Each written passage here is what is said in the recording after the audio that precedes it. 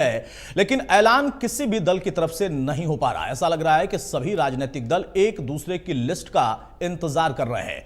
माना जा रहा था कि बीजेपी और कांग्रेस 3 सितंबर तक कम से कम अपनी पहली सूची तो जारी कर देंगे, लेकिन आज 4 सितंबर के बाद भी सूची को लेकर अभी भी बैठकों का दौर जारी है।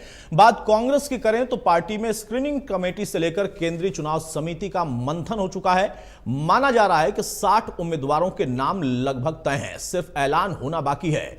वहीं बीजेपी की लिस्ट को लेकर आज और कल की बात हो रही, तो दूसरी तरफ जेजेपी भी अपने प्रत्याशियों को लेकर मंथन कर रही है, चर्चा कर रही है। तो आम आदमी पार्टी का कांग्रेस के साथ गठबंधन को लेकर जो कल से एक मामला सामने आया कि गठबंधन हो सकता है, वो अभी भी फिलहाल असमंजस में है। बैठकों का दौर जरूर शुरू हो गया।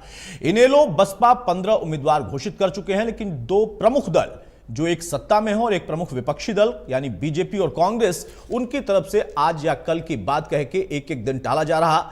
लेकिन सवाल यहां पर यही उठ रहा कि क्या एक दूसरे की सूची का इंतजार ये दोनों पार्टियां कर रही हैं, क्योंकि जो घटक दल है के साथ गठबंधन में उतर चुके हैं, उनका यह दावा है कि हमने तो अपनी तरफ से ना सिर्फ नाम का ऐलान कर दिया या फिर बहुत जल्दी कर देंगे, हमें बीजेपी और कांग्रेस का इंतजार नहीं है। लेकिन अब चर्चा का विषय यह हो गया कि क्या बीजेपी कांग्रेस का और कांग्रेस बीजेपी का इंतजार कर रही है कि पहले कौन अपनी सूची जारी करेगा।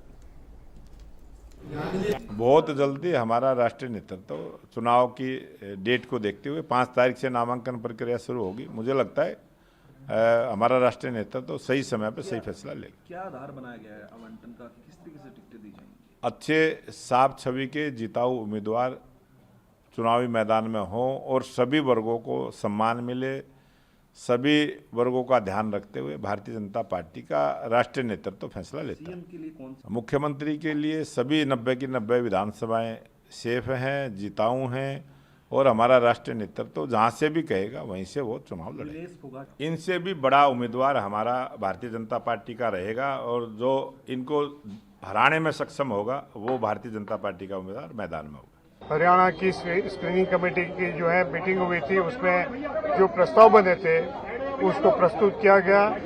Out of 90 seats yesterday 49 seats way discussed और आज जो है 41 रिमेनिंग सीट्स, उसके लिए जो भी कंक्लूजन्स था स्क्रीनिंग कमेटी का, उसको अप्रूवल के लिए हमारी सीईसी के सामने प्रस्तुत किया गया। पहले जैसे मैंने बताया था 32 सीट्स क्या 34 सीट्स फाइनल हुई थी।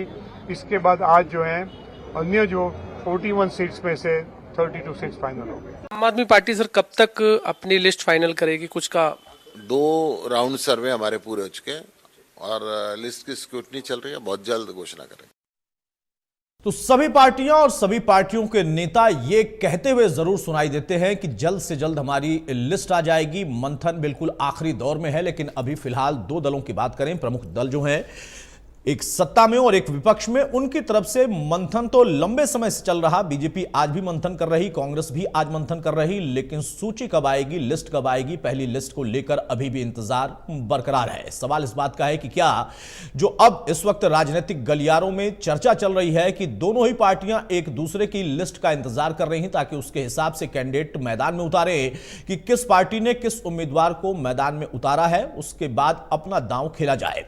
हमारे साथ कुछ खास मेहमान उनसे मैं आपको तारुफ कराता हूं। चर्चा में आगे बढ़ते हैं। विजेंद्र नेहरा है बीजेपी के प्रवक्ता, वो स्वागत है नेहरा साहब आपका। योगेश सिहाग